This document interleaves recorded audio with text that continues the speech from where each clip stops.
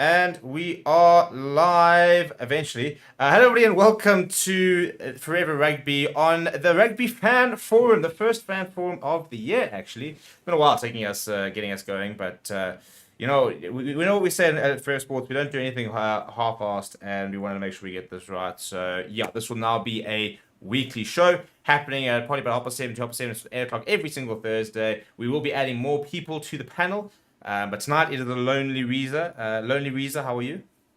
Yeah, I'm okay. Thanks, Stevie. Thanks for having me. I'm looking forward to doing this every week with you. Yeah, and nice to talk about a bit of rugby. You're doing a lot of cricket in the last sort of month, so we can turn our attention to rugby, which is two Lions fans is not fun. But yeah, so to everybody jumping in, we need to get a poll going in the comments, and I'm trying to get a good poll. Who should be second the Lions? Should Rudolph Charlie go? That's what I'm going to go. Should Rudolph? Just get nice and controversial, nice and early here. So how's it come on hot, Steve? Yeah, no, 100%. No, we're going hectic here. Should Charlie leave the Lions? That's where I'm going. Yeah, simple yes and no. Go and jump on that. Go and vote on that, and we'll revisit that a little bit. But yeah, in terms of the format of the show. We used to do this quite a lot last year. We're going to be making this more of a weekly thing. And yeah, it's just something a bit relaxed, an opportunity to get some more face on the channel, to get some more opinions. We're very excited that next week we will, as I said, we will be expanding the panel. And we are going to be adding a betting segment. And it's going to be quite a comprehensive betting segment, which is going to be very cool. So shout out to our partners at BetCozy who are helping us getting that going. That'll all be sort of going, and it'll all be up and running next week. So yeah, you've got something to look forward to. So as you've seen on the channel, I'm sure if you haven't, go and check out the channel in the community. We've got a new stream schedule, which is, I think it is Rugby News Monday or Wednesdays, and then the Fan Forum on Thursdays, and obviously the watch alongs or Fridays, Saturdays, Sundays. Plenty of other sports as well, and then just very quickly, people. Tomorrow at 2 o'clock, I'll be doing my first ever Friday show. It's a new show we're introducing. It's basically like a Friday fun show. And basically, it's going to be myself, a couple of guests, beers, fun sport, and a way to kick the weekend off. But right, Reece, let's just dive straight in. Let's talk about this union that we support, and that we are very loyal to, and at the moment just is a disaster. Look, it's a bit of a hard one to know where to start, and I'm sure the chat will have some opinions as well. You've obviously gone off quite hot there, straight for old Rudolph there. Yeah, he might tear your head off if he ever sees this stream, but head should roll anyway, to be very honest. But where does it start? My personal opinion, if I may start with one, is that we lack the personnel, firstly in the team. And I say that just because for a number of years, the Lions have been a feeder club, and honestly and truly, and that hasn't really stopped. We saw a little bit of stop of the bleeding towards the end of Super Rugby when the Lions were doing well. And then all of a sudden, private investment into the other unions has resulted in a number of players being poached off. And one has to wonder, as the Lions management, why have we not done the same? Why have we not looked for the avenues in which to keep up with the other unions? We seem to be intent on not privatizing. Yeah, it's frustrating, and I think obviously Glassfit are very big shareholders in the union, and I think the union's been run financially. I think they've been run quite well in terms of making sure they don't run out of money, for example. But we're missing some very big investment at the end of the day. I think you talked about where to start, and I personally think, I was reading a couple of articles, and there's been all the rumors about what happened on tour, where the players are busy eating hot dogs for lunch, where they are being given 20 euros and being told to walk 2Ks down the road to get their own laundry done because they can't get it done at the hotel. Things like the shirts got lost, the match shirts got lost, and then apparently the team manager knew about it for 2 weeks, didn't do anything, and then on the Thursday was going to the Stade Français club shop saying, "Listen, here's 23 jerseys. Can you put some numbers on the back?" I mean, it's just, Yeah. we talk about the players, and I think we all know the squad's not good enough At the end of the day, nothing against the players. I think there's some fantastic players in there and some really nice youngsters. But the squad as general is not good enough. I think it sounds like behind the scenes, the management I think is because also we got. I mean, you sit there going right, the squad's not good enough. Is the coaching staff good enough? I think it's difficult to judge the coaching staff given the fact that they're dealing with the personnel and the environment seems to be a really bad environment. And then you're sitting there thinking, right, well, the management are the ones appointing the staff, the management are the ones, putting the team together. And then it sounds like, within the actual environment, there's a lot of sort of amateur hour within the environment from team managers. I'm just not hearing anything good out of the union, you know. Yeah, I think that actually the bigger problem to me is that we're not hearing much at all. Yeah, yeah. There seems to be a shut door policy, that everything in the union stays in the union, and they're shutting it out to the public. And one needs to know. Um, yeah, I see some of the comments here. There seems to be a bit of lack of communication between the top blokes and the staff. And I think it's exactly that. So maybe they've placed themselves on a pedestal at top management level and maybe aren't taking enough feedback from the rest of the club. And operating it as at this high level, it's great to have this big picture stuff, but sometimes you need to break it down to the grassroots, get down to your players, get down to your lower level managers, and really just have a what's the word for it? Like a little round circle, a little circle time. Just air out your feelings, your grievances, what it is that we can work on the basics, and get back up to it. I mean, this season is a bit of a write-off. Let's just be honest about that. And you kind of have to look forward to the next of it. And yeah, it is a pity. They did bring in a couple of old heads. Not so long ago, we talk about the guys like Willem Albert and Ruud Dreyer and all those folks who came back to the union and so on. One has to wonder if they were brought back because they were the only thing that the Lions could afford, or if they really thought that they would bring some value in.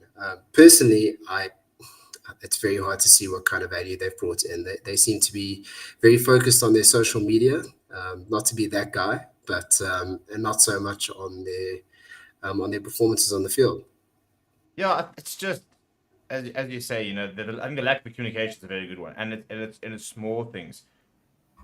For example, you get the media releases, and I get some of the media releases, and there's never ever injury updates. I mean, it's something. It sounds like so simple, but we're sitting there every and week in week out, and there are players not playing, and there's no communication as to why they're not playing. We just assume they're injured.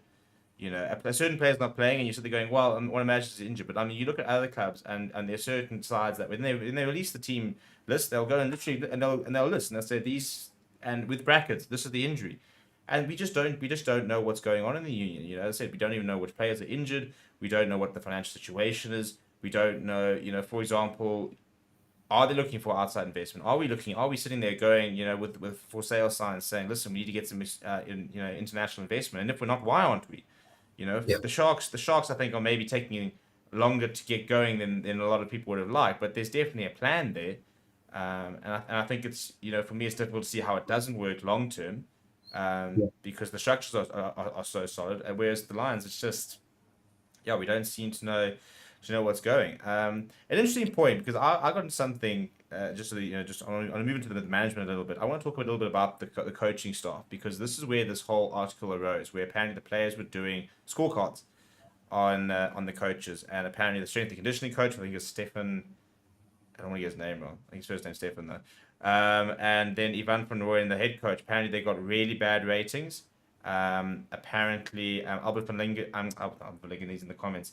Ricardo Loebscher apparently got pretty poor ratings, but I think Jacques Reed got a pretty good rating as well. So it's interesting to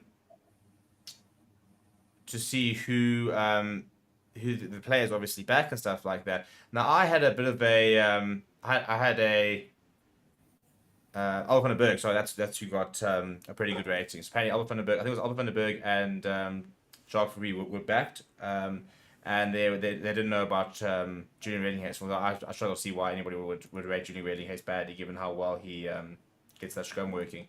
But I had a bit of a Twitter discussion the other day because I said that I actually wouldn't actually have an issue with giving Ivan van Rooyen a new contract, and a lot of people were saying, "Oh, you're mad." And my sort of justification is, to be honest, I actually don't know if he's a good coach or not, because I don't think he's been given the tools. But I've definitely seen moments throughout his tenure where we actually have had Like the beginning of the season, we've had some nice moments. We're producing a lot of good players, and then we're losing them. And I think it's harsh to judge him when he's never been back. If he gets a season and he holds on to the best players and he gets some new players, and you say, right, there's actually a squad that should be finishing top 8, and you don't, by all means, pull the trigger. But I feel sorry for him. Tell me, Steve, do you know how long Ivan's contract is that he has left on the current one? So, well, the reason it sort of come up is I think that he is up for renewal quite soon. Because the reason yeah, so I basically said that they were talking about a new deal for him. So I think it is coming up for renewal in the next. I don't know if it's this season, but definitely at the end of next season. Yeah. Look, I think that raises a very critical question. You know, obviously, one would say at the end of this season that it's probably a good time to possibly let him go.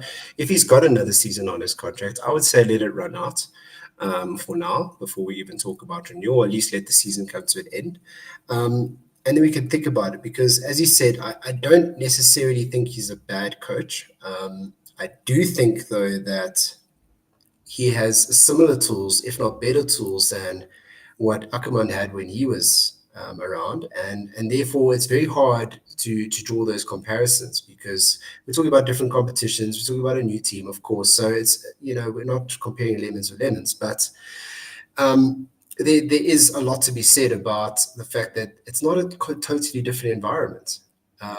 It's simply that the surroundings around around the lines, in terms of the competition, in terms of the private investment of the other South African teams, has suddenly just escalated, and perhaps it's left the Lions behind again, as it was many decades ago when we demerged from the whole cat scenario, and we were just left behind.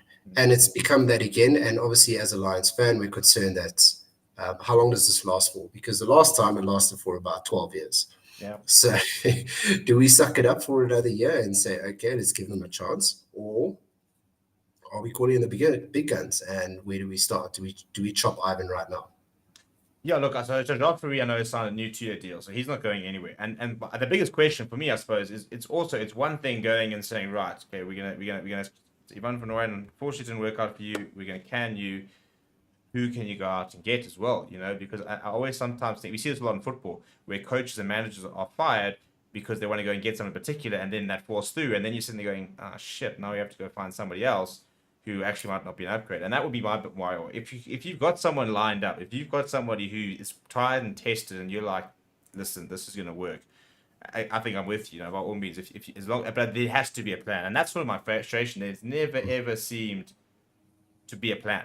Johan Ackermann left, and they kind of went, okay, well, Swayze, you keen? And he was like, yeah, cool, and like, fantastic.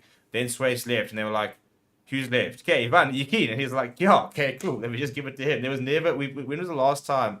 John Mitchell was the last time we went out and made a big statement, and obviously it didn't work. So there is always that's the other thing, and Yeah. exactly what I was going to get to right now is that unfortunately the coach is usually the first one to roll, but unfortunately nobody can really make a situation work if they don't have the tools and the surrounding team and the support from management and so on. So I see Brave Star in the comments here saying Lions record up north in the URC is better than all the other SA franchises. Yeah, no, great.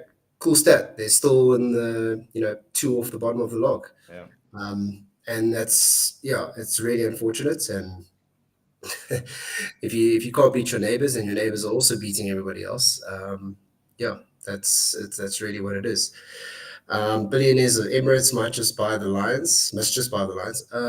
I wish if they could buy United first, I'd be more happy. But No. Scrap United will be fine. Reza, what we need a crowdfund somebody in the comments, and we're going to go to Dubai to one of those massive investor conferences, and we're going to go find ourselves a sheikh, and he's going to come in, he's going to throw millions. I mean, imagine we come back with $100 million, and we build a little new stadium. Sure. And we go find all the players. I want Finn Russell playing at the Lions. Hey, I hope you're the one putting out, Steve. That's all I got to say about that. Hey, I will do what needs to be done here. You guys get me into the right places, and I'll bring back money, and we'll start the campaign. Make the Lions great. So Rion, who's obviously on the channel, he says they're expanding Elon for $10 billion daily. Don't worry, guys. I don't think we need $10 billion. I think that's the sad thing. I think if you look at like the money being thrown about in football, we wouldn't even need that much to make a genuine difference within the union. you know, in the grand scheme of things, if you look at other sort of sporting ventures and stuff like that, you know, I mean, there's a golf event this week, which is where the prize money is $20 million. I can tell you right now, $20 million would do a lot in that union. Yeah, no, absolutely. Grant, surprised you found another Lions fan besides Steven. Trust me, Grant. Yeah, I'm hiding out to the dark at the moment, literally. Quite literally, yeah. Yeah. So yeah, it's tough times over here. But always been a fan, always will be a fan. And I think we talk about it as if it's a dire situation, but to be very honest, it's a new set of challenges, and this is what sport's all about. There's highs, there's lows, and I think this probably would have sat a little better for Lions fans if we'd managed to secure a couple of Super Rugby titles before we left. But Just one. We just won. Like, come on. would have been great. Yeah, and talking about stadiums, guys, that's the other thing for the Lions is, yeah, We have to I move. honestly, I can't, I really don't want to go to Ellis Park No. anymore. Who And does, to be perfectly unfortunately, honest? there's a lot of history attached to it, and it's very sad that no one wants to go there. It's not a terrible stadium in and of itself, but yeah, I think it's a huge part to play that we aren't getting the revenue from crowds. And even our biggest games, we as Joburgers really try to put in a huge effort, and there's decent crowds that pop out. But I think those stadiums would be full pretty much every weekend. Put it somewhere in the north, packed out all Yeah. day, every day. Now, I've always said, I think, you know, sort of like that mid-rand sort of area, you know, which is also expanding and stuff like that. I reckon you go put like a 15 to 20,000 seater stadium in there. Because I think the biggest issue with Ellis Park, I think people were saying that the Park game last year was a disaster. People were saying the Park and Ride didn't work, that people were like being mugged in the street and stuff like that. And that I think was like almost like one a bit of like a final straw in terms of it's just like the stadium is just it just doesn't serve a purpose anymore. Until you can, you know, really sort out the entire area and make it nice enough to go to, it's just not really going to work. But yeah, unfortunately, we can talk about the Lions for ever and ever and ever.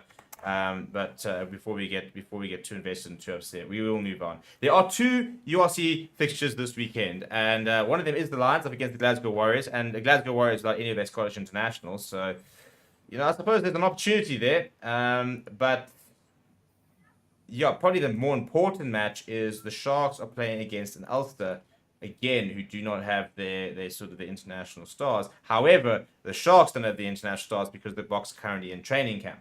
Now, if we go look at the log at the moment as it stands, I can tell you exactly what it looks like. And the Sharks are in a very precarious situation. They're currently in seventh, so they are in the top eight. They've got a game in hand. Now they lose this game in hand and they don't get a point. Cardiff, for example, and Benetton are both 4 points behind the Sharks, and they'll be level with games. If, however, the Sharks win this game in hand, they can get themselves to at least 42 points with a bonus point of 43 points, which will either put them tied fifth or tied fourth. And we'll actually see them overtake the Bulls. Now, this is for me one of the biggest opportunities for the Sharks to get the season back on track. You know, and get themselves not certain into that top eight, but if they win, for example, even if they just win, they suddenly put themselves 8 points above the line where they would need to get to the top eight, make playoffs, and make Champions Cup. Yeah, yeah, I think the Sharks, there's no doubt about it. There's a lot of hype in the media as well about the position that they're in, and they've honestly got a huge chance here. And I'm sure that Ulster are, cursing their lucky stars right now because this would also be a huge game for them.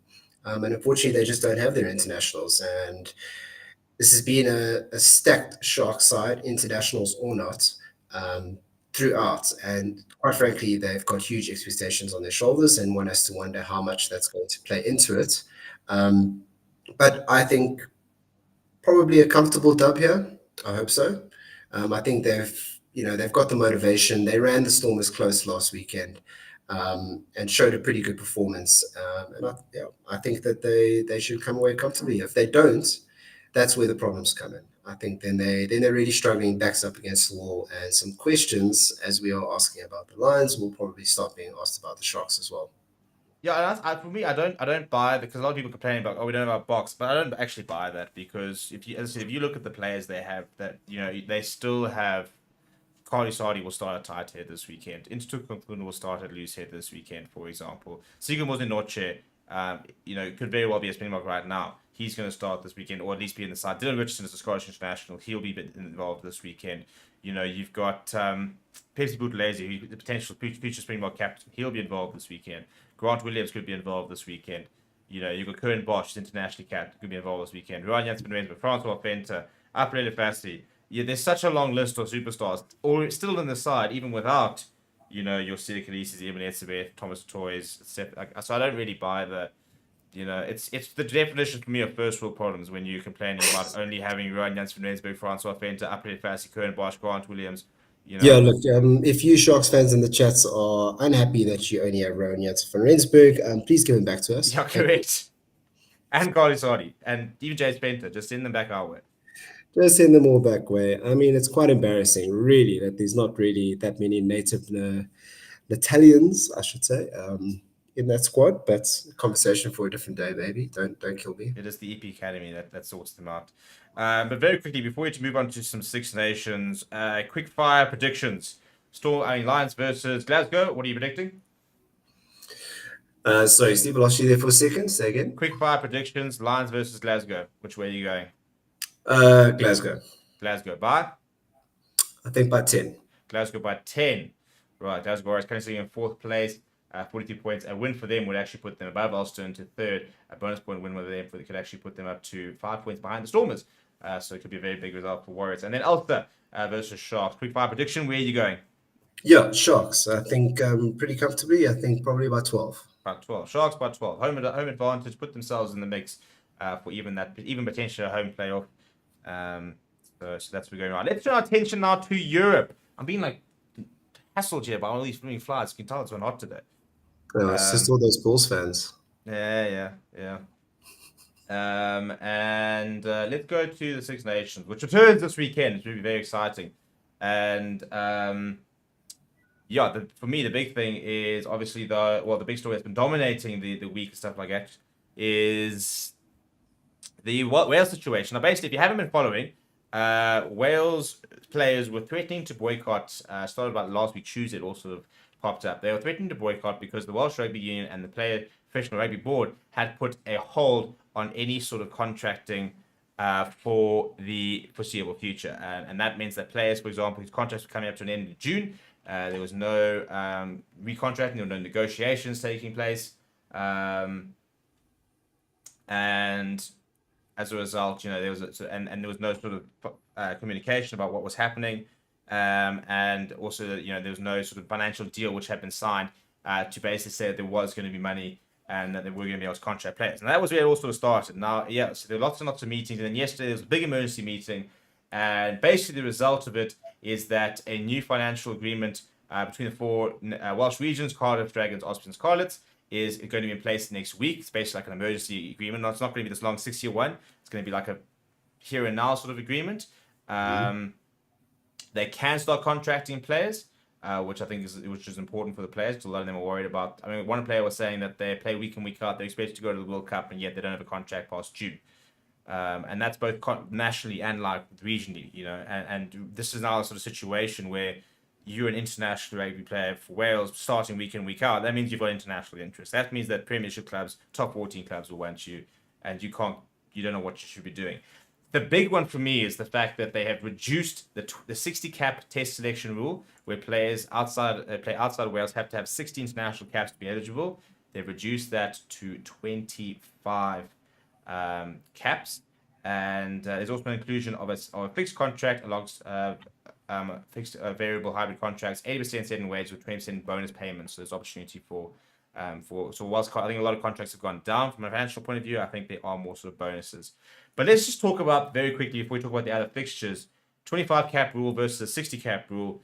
We saw with the South Africa, the Springboks obviously had that 30 cap rule for a bit, and it kind of was a disaster for us. We removed that and we won a World Cup. What do you think this does for Wales?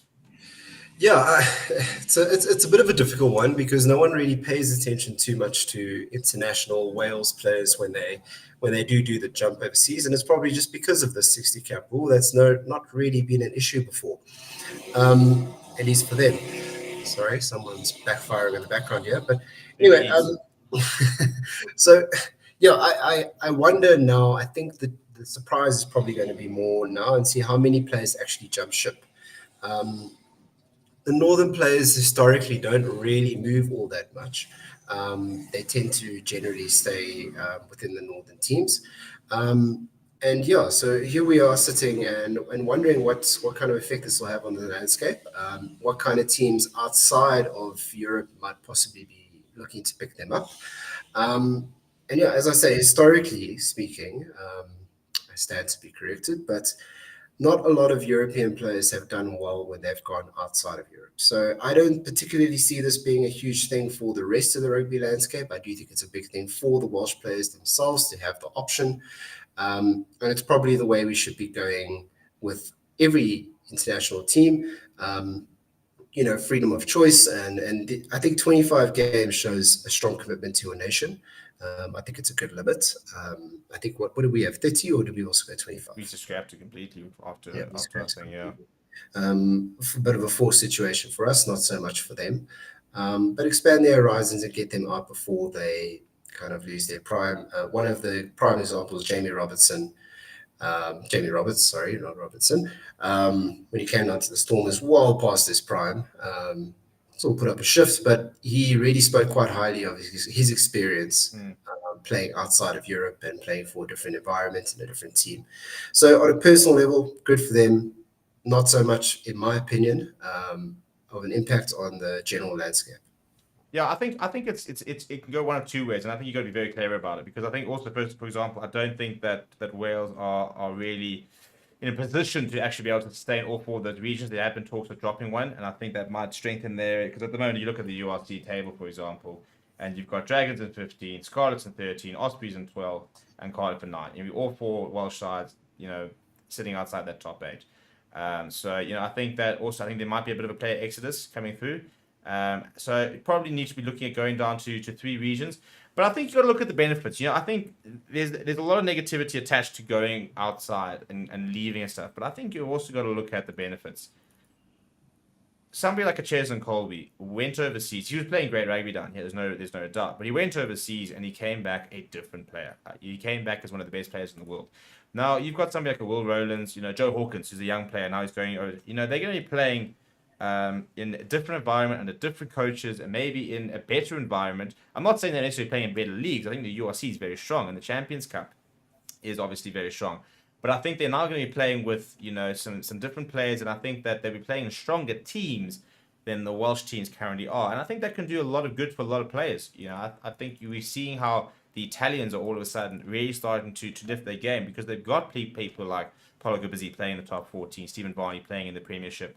Some of these players playing in and around, Europe. So I think that actually, if they can get it right, it can actually really improve the team, because I think I think it broadens their rounds of a lot of players. I think it can improve a lot of players. But if in terms of the Welsh region themselves, I don't see how they can continue without dropping a region. I think their resources are. I don't think they've got the resource, the player base right now, to be competitive with the 4 regions they've got. Yeah, I think that's a very good point. We're currently sitting with 4 teams ourselves in URC, and yeah, I think they're struggling along, and it's going to come a time when they got to start having those tough conversations like we did, as to who to drop and to what level, and are they dissolved as a union? There's also just people's lives, livelihoods, jobs, all on the line here. It's not going to be an overnight talk. It'll probably be over the couple of years, if they want to at all. And I don't have a great history of knowing what the finances are involved in those Welsh teams, but I imagine a European team like that's probably got a fair bit of cash on the horizon. So one wonders if this is a case of them struggling despite being financially liquid. Or is it just simply a case of mismanagement, in which case the sooner the better? Yeah, I think a lot of it is mismanagement. Again, it's a very. I've been trying to sort of get to grips with exactly what's going on with the Welsh Rugby Union, but everything points to a lot of mismanagement, a lot of issues there. Talks about owning hotels, paying a lot of money into the amateur game. Almost too much money going to the amateur game to be able to support professional games. But I think a lot of it does speak to a certain amount of mismanagement, stuff like that. But I think also we're also now seeing. I think Riaz make a good point. is that rugby in general is just really struggling to produce enough, to generate enough cash to be able to support all the various teams. I mean, for example, the Premiership. If you look at the Premiership, all these teams are bringing on debt. So many of those teams are unsustainable. Top 14, I think, is one of the few leagues, and even I suppose the Pro League in Japan, which is sustaining multiple teams. Even Ireland only have 4 top teams. Scotland have got the 2 top teams, and they're not looking to expand. I think they're very much staying in their lane and saying we've got our 2 top teams. It's working for us, and we'll continue with that. So yeah, I think maybe Welsh Rugby Union maybe needs to just take it on board and say, right, we're gonna have to drop a region, for the foreseeable future, sort Yeah. ourselves out structurally and financially, and get ourselves back on the horse. I think that there's a lot of money there. I don't think it's going necessarily to the right places. But yeah, but interesting just to see for me what's going to happen in Welsh Rugby in the next couple of years. I do think this year's all of a sudden become a bit of a write-off. But I think Warren Gatland's been brought in to sort of build a future, and look, I don't think he realised how big of a job it's going to be. Yeah, look, I have feelings about Warren Gatland, and not many of them are very positive. And I think he's one of those relics that's a bit beyond his time. And yeah, just the way he behaved and managed that Lions tour, yeah, it makes me wonder if he's the right man for the job. I think on a coaching level, sure, but if you're asking him to come in and sort out a union, sort out a team as big as the Lions and things like that, I don't think he's your man. Yeah, I'd be very surprised if they're back in for the Lions. I think Andy Farrell is certainly the front runner for that one. But yeah, just as we sort of bring in close to the show, I want to talk a bit about about the games this weekend. Right, so we've got Italy versus Ireland, Wales versus England, France versus Scotland. Now, out of those 3, which one is taking your fancy to be a cracker? Obviously, it's probably between Wales, England, France, Scotland. But which game are you looking going? That's I going to must be be a good game. honest. I am very much looking forward to this Wales England game. To be quite honest, I know it's one of the, in some people's opinions, the bottom trudger. But yeah, I think that Wales, as with any team that's been in the news, and England are always in the news. I think that's going to be really fascinating to see who comes out there. I think England put themselves in a very strong position with the win over Wales, and bring themselves back into contention. And Wales, of course, need this just for a lot of reasons, just to get themselves back on the horse, get their confidence back, and put out a statement to the world that despite their internal conflicts, they are externally strong. Yeah, I think the players have a lot to prove. I think if you're gonna jump up and down, threaten to protest, then to boycott, I think they were all in their rights to do it. I think they definitely. I don't think it was unreasonable how they were acting. But you now then go and say, well, listen, you stomped around, you made a lot of noise. Now we've got to see results. Now we've got to see a performance on the pitch. You can't sit there demanding all these things and then rock up and get pummeled by England. 50-love. Yeah. So yeah, I'm hoping for a strong Welsh reaction. I love watching this Italian side play rugby. I think that they are, even when they lose, I think that this Italian side is something special. I do think that in 2-3 years time, they're going to be very competitive. But for me, there's just so many like sort of cult heroes. You think of how good Ange Caputo has been. You think about Michel Lamora, how much of an emotional leader he is. I personally think Lorenzo Canone is going to be an absolute world class number 8. I think he genuinely could be one of those sort of players that could be playing for quite a few international sides. Paolo Gobizzi's back. The cult hero. Proper match winner, but he's also a bit of a shithouse, and I enjoy that about him. He's not scared to add a bit of flair and a bit of banter into games. So I think that's going to be a fun game. Beyond low, you are making a point. Federico Reza, I think one of the most underrated locks around. And this Irish side's rotated a lot, so I wouldn't say they're there for the taking because I think this Irish side's got so much depth. Sure. But I'm hoping that Italy might be able to give them a bit of a shock. But then France versus Scotland for me is going to be interesting. France have got to go and beat Scotland if they're going to look to try and defend their title. But this Scottish side has shown moments where that if Finn Russell plays the half an hour he played against Wales in that second half, he could definitely do a bit of damage against France. Yeah, no, absolutely. And I have some concerns about France, and a discussion for another day as to how they've managed to fall off so quickly.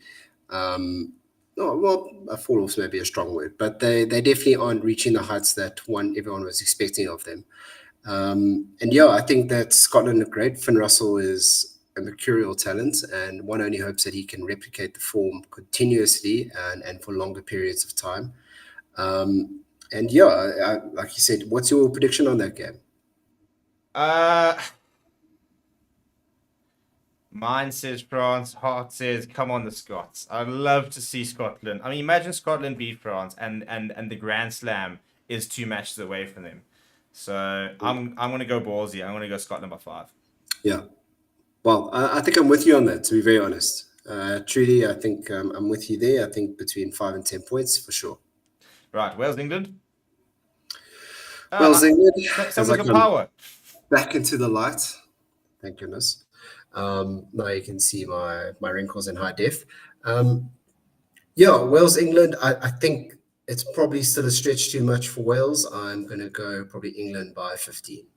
Yeah, I think I'm probably with you there. Maybe England by 10. I'm hoping Wales will be a bit inspired, but I just don't think that pound for pound they've got what it is to beat England. Italy, Ireland. I'm going to go Ireland, obviously. I'm going to go Ireland by 15. And I think that Italy will score 15 points at least. That's my little add-on to that one. Wow. Okay. Any bonus points on the horizon? I think Ireland will probably. I think Ireland bonus point territory. I think England potential bonus point territory. I'm going to be brave and say I don't think there'll be a bonus point in France versus Scotland. I think that's going to be quite a close game. Yeah, 100%. Right, well, there we go, people. If you have any predictions, throw them in the comments. If you're watching this retrospectively, you can still put them in the comments and give us your thoughts. Please do smash the like on the video, people. In terms of the schedule for the weekend, right, we will be live for both URC games. Hopefully, I will be live with you for I think it's Sharks versus Ulster first. That is live at 2 o'clock. Yes, you will be with me. And at 4 o'clock, you'll be live for me for Italy versus Ireland for some Six Nations, and hopefully we'll be live for the Lions game as well. And then I think it's about 7:15, Rian will be with you for England versus Wales. So a stacked weekend of watch-alongs, and then Sunday, hopefully we'll also be live for Scotland versus France. We will confirm who will be doing that there and then. People, have a fantastic evening. We'll look forward to see you guys next week. It will be a very different type of show next week. Hopefully 2 more guests and a whole betting segment. So this is going to be this rugby fan forum is going to become really cool. I'm really excited about the future of the show. And yeah, hopefully we can try and sort of build some nice sort of segments into it and make it a lot of fun. But yeah, enjoy the rest of your night. If you're coming out of load shedding, enjoy your power while it lasts. If you're going into load shedding, we've got lots of content on the channel that can keep you company during those dark times, quite literally. And we will see you guys all very soon.